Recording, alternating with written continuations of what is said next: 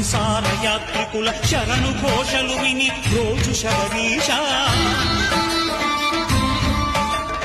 పాపాలు దోషాలు ప్రక్షాళనము చేయు పంపానదీ తీరయనులే నివాస నియమాల మాలతో సుగుణాల మెట్లపై నడిపించి కనిపించు అయ్యప్ప స్వామి